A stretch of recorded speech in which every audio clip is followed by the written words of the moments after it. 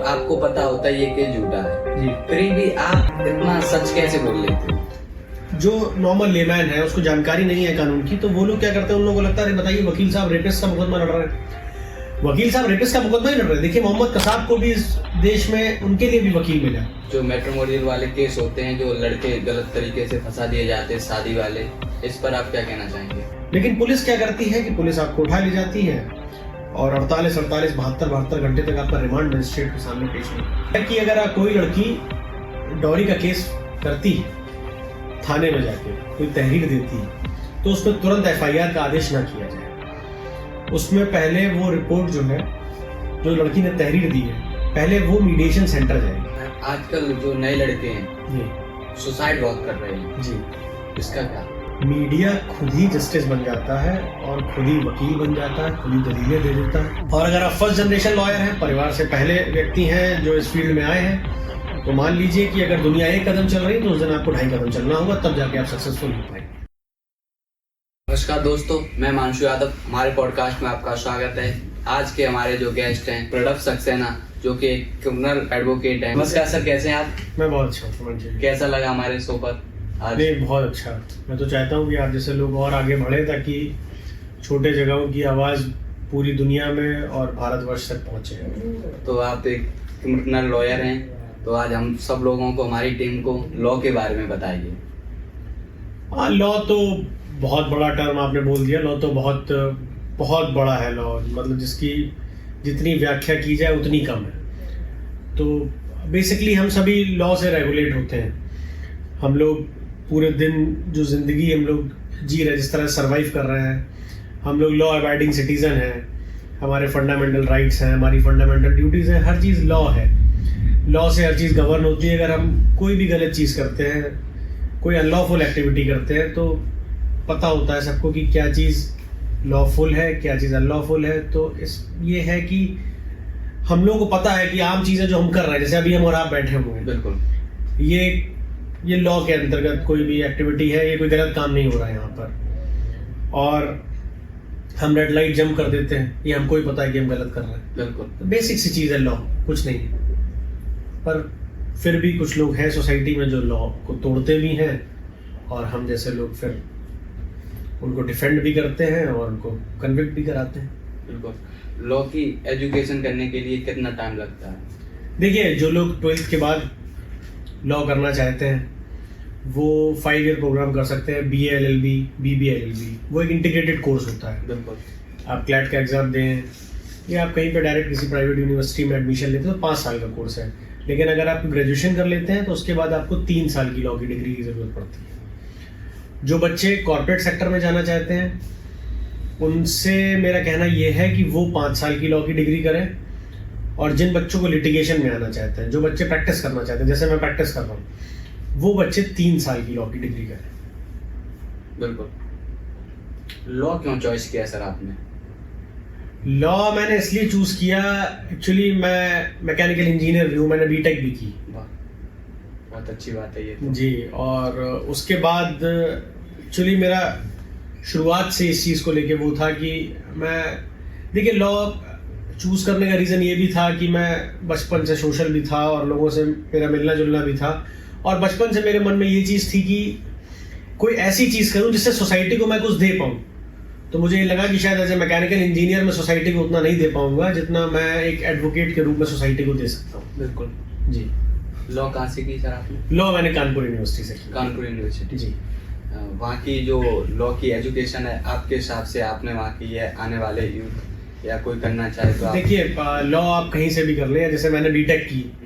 देखिए, बच्चे टू बच्चे वेरी करता है चीज़ें कैसी। मेरे साथ के कुछ लोग हैं जो अभी भी, कुछ लोग प्रिपरेशन कर रहे हैं जुडिशरी के लिए, और कुछ लोग जो हैं वो प्रैक्टिस कर रहे हैं, कुछ लोग स्ट्रगल कर रहे हैं, कुछ लोग सक्सेसफुल हैं। ये डिपेंड करता है, वेरी करता है बच्चे टू बच्चे कि आप किस तरीके से जाके, जिस एरिया में भी आप जा रहे हैं, अगर आप कॉर्पोरेट सेक्टर में जॉब करने जा रहे हैं वहाँ आप कितना अच्छा कर रहे हैं, या जैसे आप अगर प्रैक्टिस करने जा रहे हैं तो वहाँ कितना अच्छा आप कर रहे हैं। ये डिपेंड करता है आप पे। एजुकेशन को इम्प्लीमेंट करते हैं हम लोग, जब हम लोग प्रैक्टिस करते हैं, किसी जॉब में जाते हैं, तो डिपेंड करता है कि आप कितना अच्छा कर रहे हैं जाके। ये है। एक क्रिमिनल लॉयर के लिए, एडवोकेट के लिए क्या क्वालिटी होनी चाहिए? देखिए, एडवोकेट जैसे कई लोगों में ये कंफ्यूजन रहता है कि आप क्रिमिनल एडवोकेट हैं तो आप मेरा सिविल का मुकदमा नहीं लड़ सकते या आप टैक्सेशन का काम नहीं कर सकते। ऐसा कुछ भी नहीं होता। बिल्कुल। जैसे अभी मैं फिलहाल LLM में भी मैं कर रहा हूँ। अच्छा।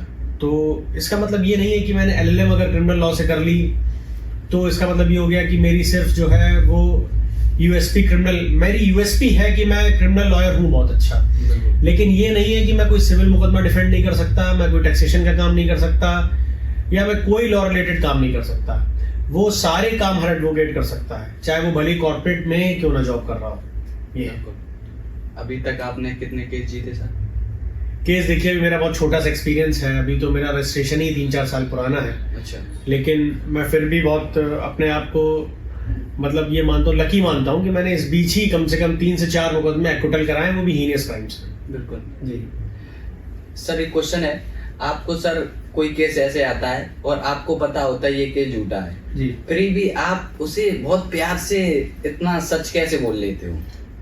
देखिए, बहुत से लोग ये आरोप लगाते हैं कि एक एडवोकेट कानून को तोड़ मरोड़ के पेश करता है, और कई लोगों में मैंने ये भी देखा कि जैसे कहीं पे रेप हो जाता है। बिल्कुल, रेप, या कहीं पे कोई जैसे बहुत ज्यादा ये हो जाता है कि मर्डर हो गया किसी आदमी का और लोगों को पता है कि इसने मर्डर कर दिया है। देखिए, कानून ये कहता है, किसी लॉयर का बेसिकली एडवोकेट का काम ये है कि वो क्लाइंट को रिप्रेजेंट करता है।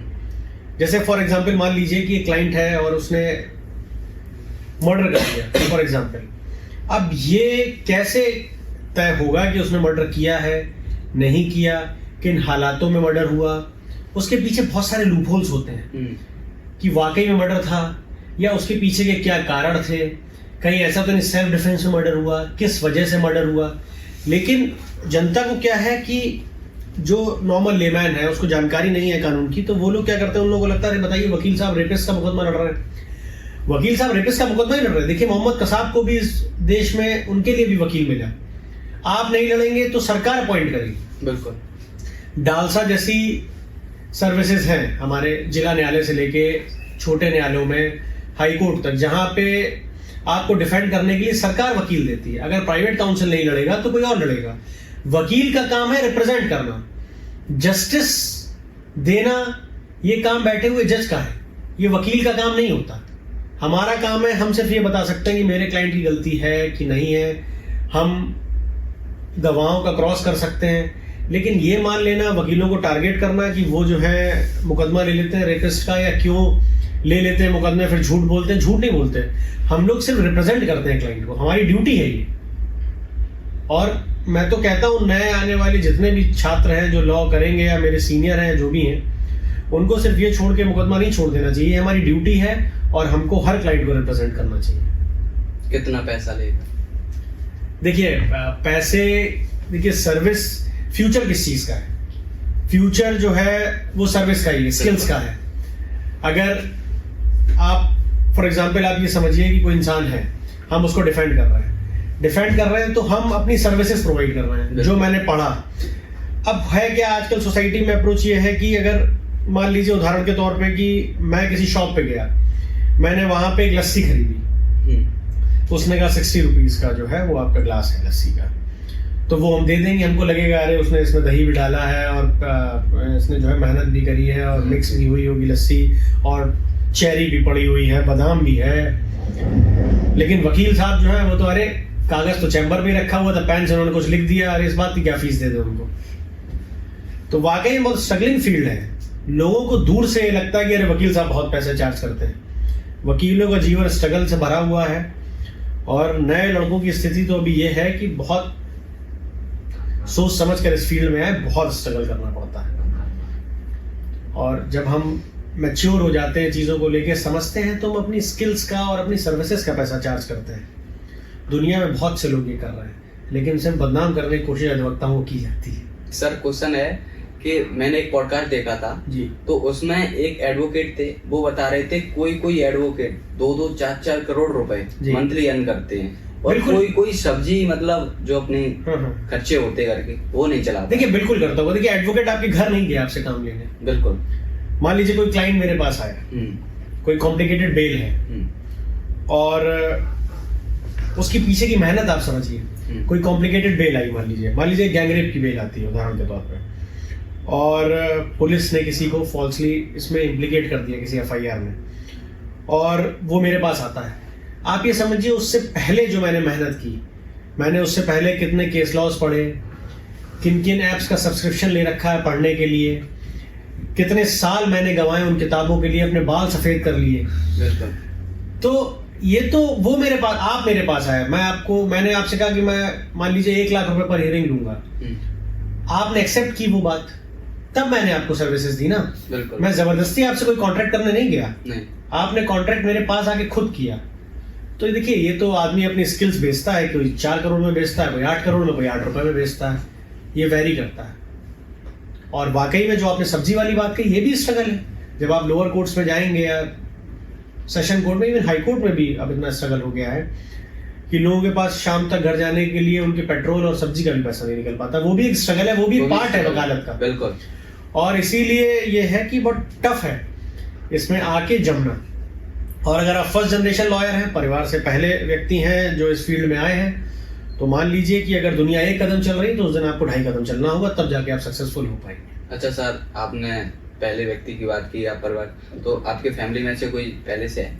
जी, मेरे फादर हैं तो एडवोकेट, और लेकिन उन्होंने प्रैक्टिस नहीं की ज्यादा समय। अच्छा। मैं एक तरीके से फर्स्ट जनरेशन ही लॉयर हूँ, और खुद ही अपनी मेहनत से कोशिश कर रहा हूँ कि एक अच्छा क्रिमिनल लॉयर बन के उभरूँ और समाज में अपनी एक अच्छी छवि बनाऊँ। सर, एक क्लाइंट की फाइल पढ़ने में, आप फाइल मतलब पढ़ते हो तो कितनी बार पढ़ते हो? क्लाइंट की फाइल भी पढ़नी पड़ती होंगी आपको, अगर कोई केस आप हैंडल करते हो तो? देखिए बहुत टफ लाइफ है। सुबह, अभी तो मॉर्निंग की कोर्ट चल रही है, बिल्कुल, तो 7 से 1 तक तो मुझे कोर्ट रहना पड़ता है। फिर क्लाइंट आ जाते हैं तो उनके साथ बैठिए, 2-3 वो बज जाता है, घर पहुंचे कोई पर्सनल लाइफ के लिए स्पेस ही नहीं। अच्छा। अब कल बेल ड्राफ्ट होनी है तो रात में पहले उसकी पूरी फाइल पढ़िए, फिर बेल ड्राफ्ट करिए, घर में टाइपिस्ट को बुलाइए, नहीं मिल रहा है तो फिर आप सुबह जो है टाइप करवाने खुद जल्दी कचहरी पहुंचे। 7 बजे कचहरी, तो अब 6 बजे कचहरी पहुंच जाइए, टाइपिस्ट को जल्दी बुलाइए। तो बहुत मेहनत होती है उसके पीछे। और फाइल एक बार नहीं, जितनी बार फाइल प्रोसेस में आती है, जितनी बार गवाह टर्नअप होता है किसी मुकदमे में, जितनी बार बहस होती है, उतनी बार फाइल को दोबारा खोलना पड़ता है। तो मेहनत बहुत है, और शायद उतना पैसा नहीं है जितनी मेहनत है। अच्छा, तो अभी भी आप और भी लॉ की एजुकेशन आप कर रहे हो, और भी पढ़ाई करनी पड़ती होगी आपको? जी, पढ़ना तो देखिए सबसे अच्छी बात जो इस फील्ड में है, और मुझे ये फील्ड जब मैंने चूज किया तो मेरे लिए वो यही थी कि मुझे था कि जिंदगी भर पढ़ने को मिलेगा। बिल्कुल। तो अभी भी रात में कोई अगर नोटिफिकेशन भी आ जाता है किसी केस लॉ का कि किसी डोमेस्टिक वायलेंस के केस में लेके या मर्डर के केस में लेके ये कोई नई चीज सुप्रीम कोर्ट ने कही है, तो रात में उठ के पढ़ना पड़ता है, और पढ़ता हूँ। और यही है, तभी तो आप कह पाएंगे कि वकील साहब जो है एक हियरिंग का 1 लाख रुपए लेते हैं। अगर मैं मेहनत नहीं करूंगा तो अपनी स्किल कैसे अपग्रेड करूंगा? बिल्कुल जी। तो सर, आप बचपन में भी क्लास में टॉप रहे होगे फिर तो, अगर आपकी अभी इतनी अच्छी स्किल है पढ़ने के लिए तो? नहीं, देखिए मैंने 9th तक तो स्कूल टॉप किया, कभी कभी किसी बार नहीं कर पाया।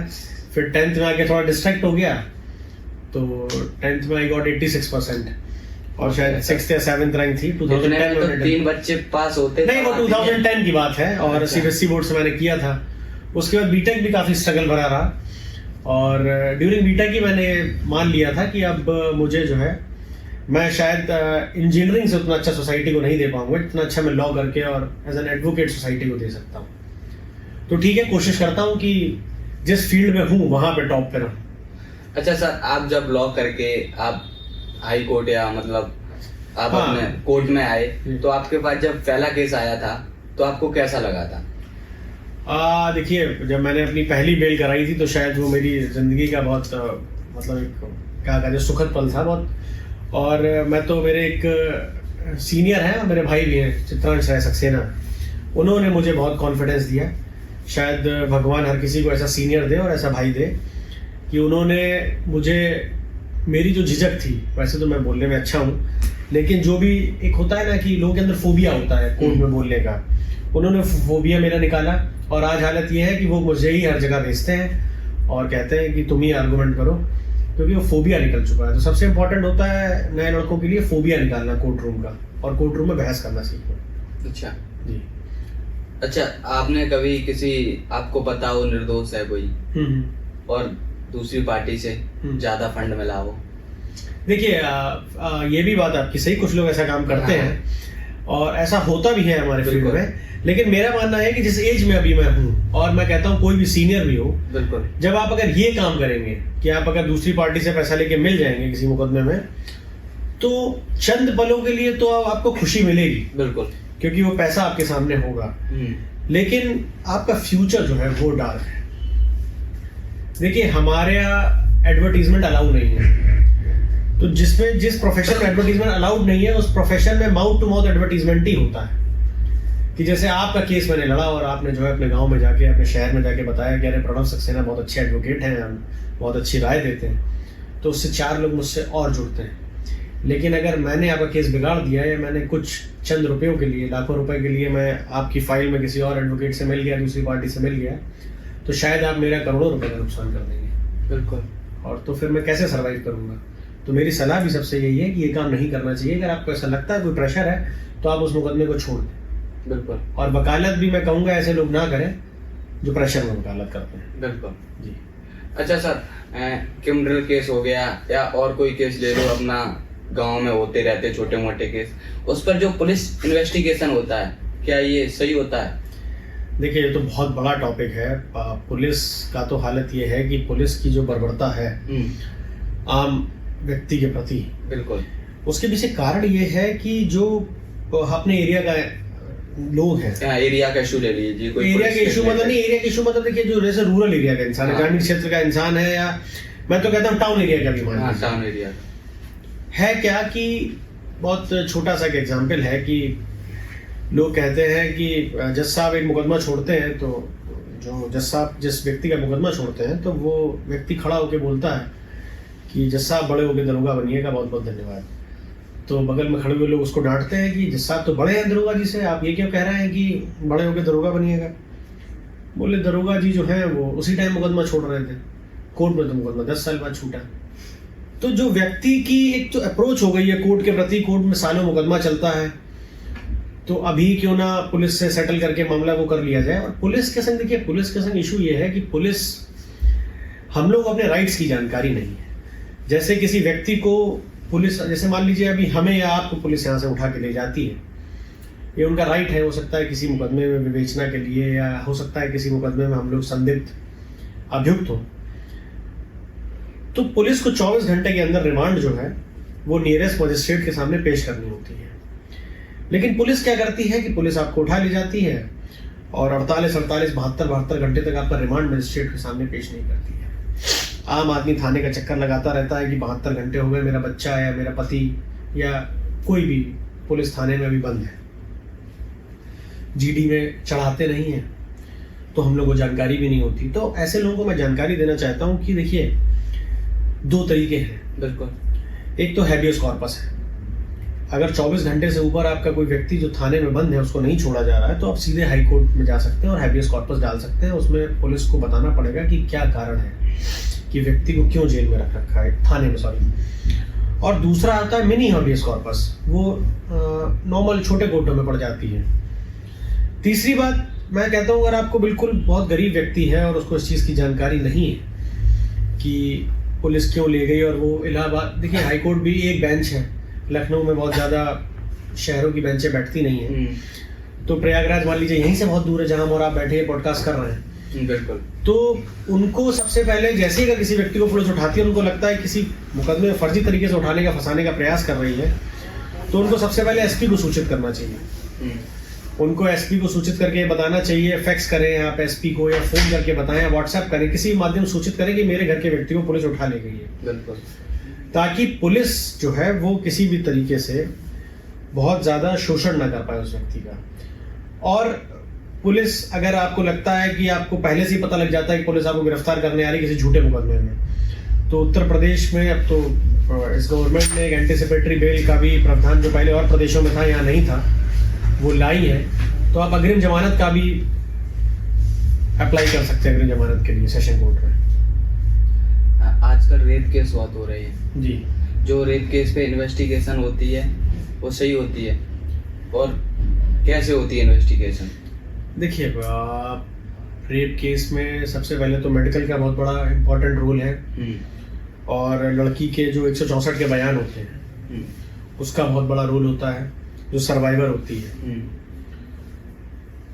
और सबसे बड़ी बात है कि रेप केसेस के लिए फास्ट ट्रैक कोर्ट बनाए हुए हैं गवर्नमेंट ने, ताकि रेप केसेस का जल्द से जल्द किसी तरीके से निस्तारण हो सके। बिल्कुल। और सबसे बड़ी नाराज़गी जो मेरी है वो मीडिया चैनलों से है, और आम व्यक्ति को भी मैं इस चीज़ की जानकारी दे दूँ कि रेप विक्टिम जो होता है, जो पीड़िता होती है, उसकी आइडेंटिटी डिस्क्लोज नहीं करनी चाहिए। लेकिन हम लोग ये बात नहीं सोचते हैं।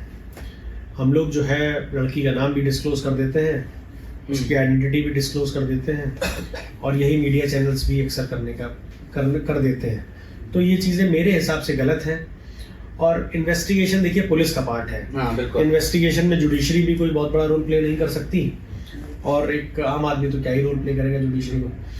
मेरा तो बस आम लोगों से ये कहना है कि जिसके संग भी ऐसी घटना घटे, तो रेप हो या कोई भी हो, वो अपने आईओ को, जो उस मुकदमे का इन्वेस्टिगेशन ऑफिसर है, या जो उस जिले का एसपी, उसको जो भी आपके एविडेंसेस हैं उनको पहुंचाते रहें उस तक, ताकि वो विवेचना का पार्ट बन जाए और जल्द से जल्द आपकी चार्जशीट जो है वो कोर्ट में दाखिल हो जाए। अच्छा जी। इंडिया में जस्टिस मिलने में इतना टाइम क्यों लगता है?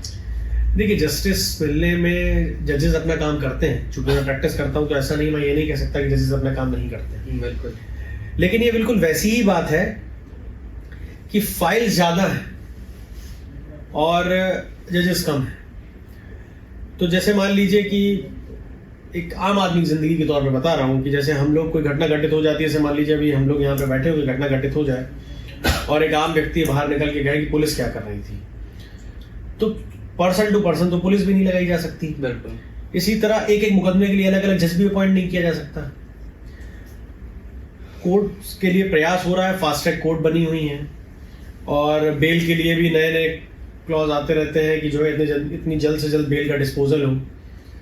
ट्रायल में समय इसलिए लग जाता है कि इतनी ज़्यादा फाइल्स हैं कि जजेस भी कितना लोड, मान लीजिए आप पर जज पे अगर मान लीजिए डेली हियरिंग हो रही है हज़ारों फाइलों की, तो हज़ारों फाइलों में ना डेली क्रॉस हो सकता है, ना ही डेली जजमेंट डिलीवर हो सकता है। जजमेंट टाइप कराने में किसी जज को 2 से ढाई घंटे लग जाते हैं। तो आप खुद समझिए कि कितनी जल्दी चीज़ें डिस्पोज करने का प्रयास करते हैं। अच्छा। ऐसा नहीं है कि प्रयास नहीं होता, ग्राउंड पे प्रयास हो रहा है, लेकिन जब जजेस ही कम है और फाइल इतनी ज़्यादा है, तो आप सोचिए कोई व्यक्ति अपनी वर्क लाइफ बैलेंस भी तो है, वो कितना काम करेगा। बिल्कुल। सरकार को ये करना चाहिए कि अपॉइंट जो कर रहे हैं जजेस को, और एक्स्ट्रा जजेस को अपॉइंट करें। अगर कोई मासूम है और उसे न्याय मिलने में 10 साल लग जाती हैं कभी कभी मासूम को, तो उस पर आप क्या कहना चाहेंगे? देखिए, आप ये वाकई में बहुत बड़ा टॉपिक है। अभी मैंने रिसेंटली देखा कि एक व्यक्ति जो है काफी सालों बाद जेल से छूटा, और वो निर्दोष था वो, और वो सजा भी उसने बहुत पाई है। ये भी बात आपकी सही है, बहुत बड़ा टॉपिक है। अब इसमें इशू ये है कि देखिए, कानून को तोड़ मरोड़ के पेश करने वाले लोग, या विवेचना, आप ये समझिए उस व्यक्ति की रिमांड क्यों पेश की गई, इसका मतलब पुलिस कहीं ना कहीं इन्वॉल्व थी। बिल्कुल, है ना। जज के सामने प्राइमा फेसाई, भाई जज को तो यही लगा ना कि ये मुलजिम जो है वो मुलजिम है और इसको जेल जाना चाहिए, तो जज ने इस वजह से उसको जेल भेज दिया। या मुकदमे किस तरीके से लड़ाया गया, उसका किस तरीके से रिप्रेजेंट किया गया उसको, ये बहुत बड़ा इशू है। इसीलिए अब जैसे इस तरह के जो अभियुक्त हैं, जो गरीब हैं और जेलों में बंद हैं कई सालों से और निर्दोष हैं, उनके लिए डालसा जैसी जो संस्थाएं हैं वो खोली हैं कोर्ट ने, और उसमें जो वकील होता है वो अपॉइंट होता है अभियुक्त की तरफ से, और वो उसकी तरफ से पैरवी करता है। लेकिन फिर भी मैं ये बात कहूँगा कि वाकई में ये न्यायपालिका के लिए एक दुख की बात है कि कोई व्यक्ति सालों तक जेल में रहता है और पता चलता है कि वो बाद में निर्दोष निकलता है। जी, और न्यायपालिका का तो मानना ये है कि भले ही 100 दोषी व्यक्ति जो है वो छूट जाए, न्यायपालिका का मानना है, पर एक निर्दोष व्यक्ति जेल नहीं जाना चाहिए। अच्छा। और फिर अगर इस तरह की चीजें होती हैं तो वाकई में ये बहुत दुखद है। बिल्कुल। अच्छा सर, आपने किसी गैंगस्टर का केस हैंडल किया है? देखिए, गैंगस्टर आपने उस पे एक पुलिस उसको गैंगस्टर बनाती है। अच्छा। अब आपने गैंगस्टर बोल दिया। देखिए, यही आम आदमी की सबसे बड़ी समस्या है और मीडिया की बहुत बड़ी समस्या है। बिल्कुल। कि रिया चक्रवर्ती निकली कातिल और फला लोग जो हैं गैंगस्टर हैं। और ये देखिए आप, किसी भी इंसान को गैंगस्टर क्या है कि किसी मुकदमे में, जिस मुकदमे में वो अभियुक्त है, उस मुकदमे के बाबत जो चीज़ उसमें मेंशन है, उस मुकदमे से अगर उसने कोई प्रॉपर्टी अर्जित की है, पुलिस एक गरीब आदमी, साइकिल चलाने वाला व्यक्ति जो बेचारा सड़क पे ठेला लगा रहा है, उसको गैंगस्टर के मुकदमे में जो है मुलजिम बना देती है। बिल्कुल। और किसी भी तरीके का कोई लॉ नहीं फॉलो होता। एक मीटिंग होती है, अलग से लॉ है कि तीनों अधिकारियों को साथ बैठना चाहिए, फिर उसको गैंगस्टर चार्ट बनता है। मतलब पूरा एक बेयर एक्ट है। मतलब मैं बहुत आपको ब्रीफ में बता रहा हूँ। तो पुलिस उन सब चीज़ों को फॉलो नहीं कर रही है, और पुलिस जो है लोगों के ऊपर गैंगस्टर अपने नंबर बढ़ाने के लिए, सरकार के लिए उनको गैंगस्टर बना देती है। अच्छा। गैंगस्टर जो रियल में गैंगस्टर है, अगर आप उनको पकड़ लें तो कितना बड़ी संपत्ति अर्जित हो जाएगी सरकारों की। बिल्कुल। लेकिन गैंगस्टर के अगर आप निकाल के देखें तो गैंगस्टर में कौन लोग जो हैं वो फंस रहे हैं। बिल्कुल, ये चीज़ है। पुलिस को खुद सोचना चाहिए कि पुलिस क्या काम कर रही है, किस पे गैंगस्टर लगा रही है। बिल्कुल भाई, उसने कितनी संपत्ति अर्जित कर ली, पहले ये भी तो पता करें। अच्छा सर, जो मैट्रिमोनियल वाले केस होते हैं, जो लड़के गलत तरीके से फंसा दिए जाते हैं, शादी वाले, इस पर आप क्या कहना चाहेंगे? देखिए, सुप्रीम कोर्ट ने तो इसको एक तरीके से अभी बहुत रिसेंटली एक टिप्पणी दी है कि एक तरीके का ये लीगल टेररिज्म है। और दिल्ली की रिपोर्ट है, दिल्ली हाई कोर्ट में कन्विक्शन रेट ही शायद 0.2% समथिंग लाइक है। अच्छा। तो ये मुकदमे कर तो देती हैं लड़कियां। हाँ। और सबसे बड़ा इशू जो इसमें है कि लड़के झूठे फंसा दिए जाते हैं, ये बात आपकी सही है। बिल्कुल। फिर भी मैं एक बात बैलेंस की बोलूंगा यहाँ पे कि इसमें होता क्या है कि जो लड़की वाकई में विक्टिम है, जिस लड़की के संग गलत हो रहा है, वो भी सिस्टम का पार्ट बन जाती है। बिल्कुल। इसमें समस्या ये है कि लड़कों की भी गलतियां हैं। लड़के जो है वो गलत तरीके से फंसा दिए जाते हैं, और वो एक्चुअली क्या है कि वो पैरवी नहीं कर पाते अपनी सही से। सुसाइड कोई ऑप्शन नहीं है। मान लीजिए लड़की ने आपको फॉल्सली इम्प्लीकेट कर दिया एक डॉरी के केस में, और आपके ऊपर मेंटेनेंस फाइल कर दिया, तो आप लीगल बैटल लड़ क्यों नहीं रहे? आप लीगल बैटल लड़िए। लड़कियां जो होती हैं वो नौकरियां कर रही होती हैं और मेंटेनेंस का मुकदमा डाल देती हैं, सेम सैलरी पे होती हैं, और सेम सैलरी पे होने के बाद मेंटेनेंस का मुकदमा हस्बैंड पे फाइल कर रही हैं। लड़कों की गलती है कि लड़के लीगल बैटल चूज ना करके सुसाइड कर लेते हैं। ये बहुत बड़ी एक उनके अंदर एक गलत भावना पैदा हो गई है। आप भी लीगल बैटल लड़िए, आप प्रूफ करिए किस तरीके से ये गलत है।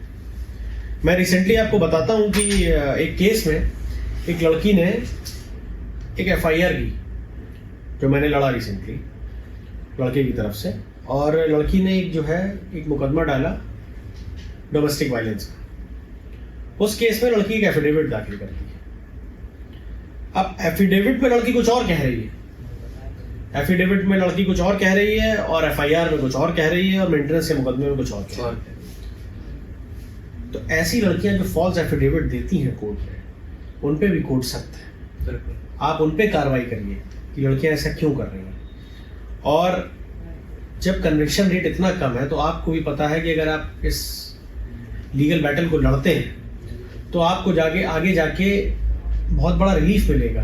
आप लड़ते, भाई आप मान लीजिए अगर आप सही हैं अपनी जगह पे, तो आप उस चीज को लीगली क्यों नहीं लड़ रहे। दूसरी चीज, सबसे बड़ी समस्या ये है कि लोग किसी गलत आदमी से भी सलाह लेके अपने आप को फंसा लेते हैं। जैसे मान लीजिए मैं क्रिमिनल एडवोकेट हूँ और आप मुझसे रेवेन्यू की चीज़ें पूछने लगे कि सर जो है चकबंदी के बारे में बताइए, तो मैं हो सकता हूँ आपको उतनी बेहतर चीज़ें नहीं बता पाऊँ, क्योंकि जो मेरी स्पेशलाइजेशन है वो मेरी क्रिमिनल की है, क्रिमिनल बैकग्राउंड है मेरा, मैं क्रिमिनल के ही केसेस लड़ता हूँ। तो सबसे बड़ा इशू ये है कि आप किसी अच्छे क्रिमिनल लॉयर को अपॉइंट करिए, अपने मुकदमे में पैरवी करिए, और जहाँ भी आप ठीक हैं वो चीज़ें आप कोर्ट को बताइए।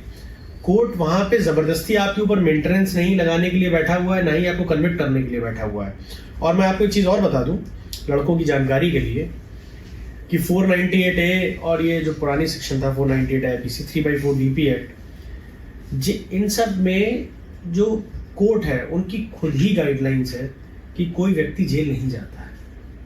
7 साल से कम के अपराध होते हैं, आप अपनी बेल कराइए, ट्रायल चलाइए और उसको लड़िए कोर्ट। अब इसमें इश्यूज क्या है? इश्यूज ये हैं कि देखिए इश्यूज कहाँ से क्रिएट होते हैं इश्यूज। जैसे एक जियो है कि अगर कोई लड़की डॉरी का केस करती है, थाने में जाके कोई तहरीर देती है, तो उस पर तुरंत FIR का आदेश ना किया जाए। उसमें पहले वो रिपोर्ट जो है, जो लड़की ने तहरीर दी है, पहले वो मीडिएशन सेंटर जाएगी, वहाँ पे लड़के और लड़की पक्ष का मीडिएशन कराया जाए। अगर तब बात नहीं बनती है तो मीडिएशन रिपोर्ट के आधार पे आप FIR फाइल करिए। लेकिन कितने थाने हैं उत्तर प्रदेश में या पूरे देश में जो इस चीज को फॉलो कर रहे हैं? आप लड़की जाती है जो आप जो है डायरेक्ट FIR कर देते हैं। मीडिएशन कराने की हो सकता है, मीडिएशन कराने से चीजें वहीं पे सेटल डाउन हो जाए, लेकिन ये लोग जो है मीडिएशन कराने का प्रयास नहीं करते। दूसरी बात, सबसे बड़ा इशू क्या है? सेक्शंस का मिसयूज करना। जैसे मान लीजिए कोई गिरफ्तारी का सेक्शन नहीं लग रहा है, तो लड़कियां क्या मिसयूज करती हैं? 377 एक सेक्शन था IPC में, जिसको कि अब रिमूव कर दिया गया नई धाराओं में, उसको ऐड कर देते थे क्योंकि उसमें 10 साल का अपराध था, ताकि लड़के या लड़के के जो घर वाले हैं उनकी डायरेक्ट गिरफ्तारी हो सके या उन पर प्रेशर बिल्डअप हो सके। गलतियां कहाँ पे होती थी कि मिस कैरेज, अगर मान लीजिए बाय द वे ड्यूरिंग जब आपकी मैरिज चल रही है और मिस कैरेज हो गए, और मिस कैरेज होने में लड़के पक्ष का कोई रोल नहीं, लेकिन जब कोई झगड़ा हो गया, कोई बात हो गई, तो उस सेक्शन का मिसयूज कर लिया। मिस कैरेज के लिए जो है वो लड़के पक्ष को जिम्मेदार ठहराती है। पुलिस भी बिना प्रिलिमिनरी इंक्वायरी के, बिना जाने हॉस्पिटल जाके पता करने की बजाय सीधा मुकदमा लिख लेती है। तो ये सब चीज़ें गलत हैं। जब सरकार ये चाहती है, कोर्टों का ये रुख है कि पहले मीडिएशन, जब बेल भी पड़ती है, हम लोग जब कोर्ट में बेल डालते हैं किसी 498 के जैसे डॉरी वाले केसेस के लिए, तो कोर्ट पहले मीडिएशन के लिए भेजती है, बाद में बेल अलाउ करती है। इसी तरह FIR होने से पहले भी मीडिएशन का क्लॉज है। लेकिन थानों की ये गलती है, पुलिस वालों की ये गलती है कि वो मीडिएशन के लिए नहीं भेजते हैं और मुकदमे सीधे पंजीकृत करा के परिवार टूट जाते हैं। बिल्कुल, मुकदमा ना पंजीकृत हो उतना बेहतर है। हो सकता है मीडिएशन के दौरान ही चीजें सेटल डाउन हो। आजकल जो नए लड़के हैं जी, सुसाइड बहुत कर रहे हैं जी, इसका क्या? देखिए मेरा ये तो थोड़ा सामाजिक क्वेश्चन हो गया। देखिए लड़कों का सबसे बड़ा इशू ये है कि हम लोग अपनी इनकम से ज़्यादा, हम लोगों ने अपनी नीड्स छोड़िए, अपनी जो हम लोग ग्रीड है वो बढ़ा रखी है। बिल्कुल। फॉर एग्जाम्पल कि मान लीजिए मैं अर्न कर रहा हूँ 10 रुपए, अब मेरी ग्रीड इतनी बढ़ चुकी है कि मैं 12 रुपए खर्च कर रहा हूँ। आपने लाइबिलिटीज अपने ऊपर इतनी डाल रखी हैं, फिर आप उसी ड्यूरिंग आप शादी भी कर ले रहे हैं। बिल्कुल। तो मेंटल प्रेशर, सोशल प्रेशर आप झेलने के लिए तैयार ही नहीं। मेरे हिसाब से ये सब चीज़ें, जो आदमी मेटरलिस्टिक हो जाता है, जो ये सोचता है कि अच्छे कपड़े पहन लेना या बड़ी गाड़ियों में चलना, इससे जो है मेरा स्टेटस मेंटेन होगा, ये सब चीज़ें देखिए खुद के दिमाग की उपज होती हैं। हमारे पास जो है हम उसमें खुश रहना चाहिए हमको, और हमें ये कोशिश करनी चाहिए कि ठीक है सामने वाला व्यक्ति मेरे बारे में क्या सोच रहा है इससे मुझे फ़र्क नहीं पड़ता, मैं जैसा हूँ मैं वैसा ही दिखूँ, ज़बरदस्ती मुझे एक्स्ट्रा कुछ करने की ज़रूरत नहीं है। और जो सुसाइड आप बात कर रहे हैं कि जो ये मुकदमों को लेकर सुसाइड कर रहे हैं वहाँ के, ये बहुत गलत है। मैंने अभी रिसेंटली आपको बताया कि आपको इन चीज़ों में लड़कों को लीगल बैटल लड़ना चाहिए, एक अच्छा क्रिमिनल एडवोकेट अपॉइंट करना चाहिए और लास्ट तक ट्रायल को ले जाना चाहिए अगर उनको ऐसा लगता है कि वो किसी गलत तरीके से मुकदमे में फंसाए गए। अभी सर आपने भी सुने होंगे, देखे होंगे कि बहुत से केस आ रहे हैं, बहुत से केस चल रहे हैं कि जो लड़कियां हैं वो बॉयफ्रेंड के साथ जा रही हैं, कत्ल हो रहे हैं, जो उनके रियल वो हस्बैंड है उनके, कोई फ्रीज में है, कोई ड्रम में देखा जा रहा है। इस पर आप आप जैसे मान लीजिए रिसेंटली अभी बहुत हाईलाइटेड मैटर है सोनम रघुवंशी वाला, आप भी जानते ही होंगे चूंकि आप इस लाइन में ही हैं। बिल्कुल। देखिए कितने केसेस हैं, मतलब आप मीडिया को मैं इस चीज़ के लिए बहुत रिस्पॉन्सिबल मानता हूँ। अच्छा। कि लाखों कपल घूमने जा रहा है और अगर कोई एक लड़की जो है वो इस तरह जो अभी बताया जा रहा है कोई केस हो जाता है, तो हम लोग उसका नैरेटिव बहुत गलत तरीके से चलाते हैं। बिल्कुल। सोसाइटी पे इसका क्या फ़र्क पड़ रहा है इस चीज़ को लेके कोई ध्यान नहीं देता। देखिए आप मैं सोनम रघुवंशी को लेके आ जाऊँ, अभी आपने कहा कि लड़कियां कत्ल कर रही हैं। बिल्कुल। ये भी तो सबसे बड़ी समस्या है लोगों की। बिल्कुल। जैसे मैंने अभी लास्ट बार भी आपको टोका था, आपने कहा गैंगस्टर का मुकदमा आप में लड़ा।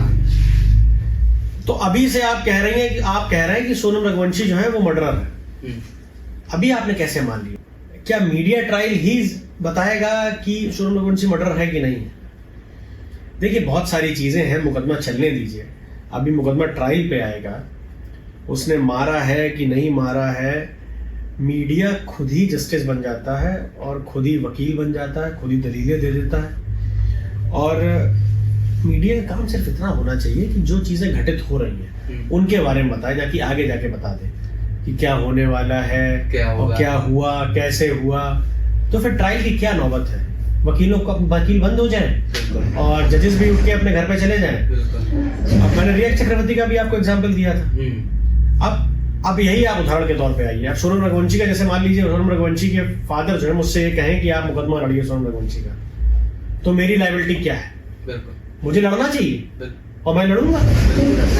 मैं वकील हूं, चाहे मुझे राजा रघुवंशी की तरफ से केस मिले, चाहे सोनम रघुवंशी की तरफ से। मेरा काम है लोगों को रिप्रेजेंट करना कोर्ट के साथ। और क्या पता, अभी तो मीडिया है, आप 2G घोटाला ले लीजिए, CWC ले लीजिए, और ये आपका इसका रिया चक्रवर्ती वाला ले लीजिए। लास्ट में होता क्या है? रिया चक्रवर्ती को तो पूरे मीडिया चैनल से कातिल बता दिया था सुशांत राजपूत की सुसाइड में, बिल्कुल। लेकिन आखिरी में रिया चक्रवर्ती क्या इनोसेंट निकली। तो मीडिया ट्रायल्स पर रोक लगनी चाहिए। मीडिया बहुत गैर जिम्मेदार तरीके से काम कर रही है। आप माइक लीला ज्यादा के सोनम रघुवंशी के घर में घुसे जा रहे हैं, राज कुशवाहा के घर में घुसे जा रहे हैं, राजा रघुवंशी के घर में घुसे जा रहे हैं। आप ये समझिए उनकी मेंटल स्टेट क्या होगी, उनके परिवार के लोग इस टाइम किस मानसिक स्थिति से गुजर रहे होंगे। तो हम लोगों को शायद तय नहीं करना चाहिए, कोर्ट बैठी हुई है, ये कोर्ट का काम है तय करना कि कौन कातिल है, कौन नहीं है, किसने मारा, किस तरीके से कोई घटना घटित हुई। हम लोगों को तो बस ये मानना चाहिए कि सोनम रघुवंशी अभी सिर्फ जेल में है, और जब तक ये इनोसेंट टिल प्रूवन गिल्टी, मैंने आपसे कहा था, अभी भी देखिए लोग निकलते हैं ना सालों बाद, तो जब तक गिल्टी नहीं कह देती है कोर्ट, तब तक तो हम लोगों को उसको निर्दोषी मान लेना चाहिए। कोई भी व्यक्ति हो, चाहे वो सोनम रघुवंशी हो, चाहे कोई भी हो, जब तक कोर्ट उसको गिल्टी नहीं करी, ट्रायल चलने दीजिए। हो सकता है ट्रायल में कोई नई चीज निकल कर आए। बिल्कुल। अच्छा सर, तो आपको हमारे पॉडकास्ट में आके कैसा लगा? देखिए हिमांशु जी, सबसे अच्छी बात तो मुझे ये लगी कि आप क्वेश्चन पूछने के बाद सुनते हैं। बिल्कुल। आपका ये नहीं है कि आपने किसी को बुलाया तो आप किसी का जो आंसर है उसको बीच में टोकने की कोशिश करें, या आपने बहुत अच्छे से मेरी बातों को सुना। बिल्कुल। और अच्छी चीज़ यही है कि आप बहुत आगे जाएंगे, इसलिए क्योंकि सबसे बड़ा रीज़न ये है कि आप लोगों को सुनते हैं। जो जितना अच्छा श्रोता होता है वो उतना ही अच्छा वक्ता होता है। हमारे प्रोफेशन में भी ये चीज़ कही जाती है, जब तक मैं क्लाइंट्स को अच्छे से सुनूंगा नहीं तब तक मैं उसको अच्छे से रिप्रेजेंट कैसे कर पाऊंगा। मुझे बहुत अच्छा लगा, और मैं चाहता हूं कि आपकी जर्नी जो है वो यहाँ से निकल कर जो है ऑल ओवर वर्ल्ड आप फेमस हो। बहुत बहुत धन्यवाद सर। और जितनी जिम्मेदारी मैंने आपको बताई है कि मीडिया उतने तरीके से जिम्मेदार रहे, आप मुझे उम्मीद है कि आप जिस तरीके से जिम्मेदार रहेंगे। और मेरी जितने लोग मेरे जान पहचान के हैं, या जो मेरी रील या पॉडकास्ट जो भी देख रहे हैं, उनसे मैं कहूँगा कि हिमांशु जी का जो चैनल है वो सब्सक्राइब करें और उनको ज़्यादा से ज़्यादा प्रमोट करें। अच्छा सर, आप नए यूथ को क्या मैसेज देना चाहेंगे? क्योंकि हमारी जनरेशन जो नई यूथ है वो अलग लाइन में, कोई किधर चल रहा है, कोई यूथ के लिए मेरा सबसे बड़ा जो मैं यूथ को कहना चाहूंगा, हाँ बिल्कुल, हो सकता है मेरी बात ना सुने अब तक, तो नहीं, हमारे पॉडकास्ट के थ्रू जब सुनेगा, यूथ को सबसे जो इम्पोर्टेंट चीज है वो करनी चाहिए, यूथ को किताबें पढ़नी चाहिए। बिल्कुल। यूथ जो मोबाइल से डेवलप, यूथ जो मोबाइल से अपनी बनाते जा रहा है चीजें, मोबाइल पे जो भी आ रहा है वो हम उसके बारे में ग्रहण करके उसके बारे में इमेज डेवलप कर ले रहे हैं। हम अपने फ्रीडम फाइटर्स की इमेज डेवलप कर ले रहे हैं उस चीज को लेके। किसी ने व्हाट्सएप पे कोई मैसेज फॉरवर्ड कर दिया कि फला जो स्वतंत्रता संग्राम सेनानी थे उन्होंने ऐसे किया था और वो ऐसे थे वैसे थे, और हमने क्या किया, हमने जाके जो है व्हाट्सएप से अपनी इमेज बनाई और उसके बारे में जो है तुरंत आगे फॉरवर्ड कर दिया, या कहीं पे भी कुछ बोलने लगे। तो सबसे बड़ा मैं ये चीज़ कहूँगा कि यूथ जो है वो किताबें जितनी ज़्यादा पढ़ सके। ये नहीं कहूँगा कि आप किसी एजेंडा की किताबें पढ़ें, आप किताबें पढ़ें। किताबें आपको एक नया इंसान बनाती है। और मोबाइल पे कम से कम समय दें, फिजिकल एक्टिविटी पे ज़्यादा ध्यान दें। मोबाइल चलाएं, ऐसा नहीं है, मोबाइल एक ऐसी चीज़ है जो आज के टाइम पे एसेंशियल है, लेकिन जब भी आप सोने जाए तो मोबाइल को दूर रखें। शायद उस टाइम अगर आप आधे घंटे किताब पढ़ लेंगे, 1 घंटा, तो वो आपकी लाइफ में बहुत अच्छे पॉजिटिव आउटकम्स आएगी। जी, बहुत बहुत धन्यवाद सर आपका हमारे शो में आए। तो दोस्तों, हमारा पॉडकास्ट सर के साथ आपने पूरा देखिए, और ऐसे ही हमारे अच्छे अच्छे पॉडकास्ट देखने के लिए हमारे चैनल को सब्सक्राइब करिए।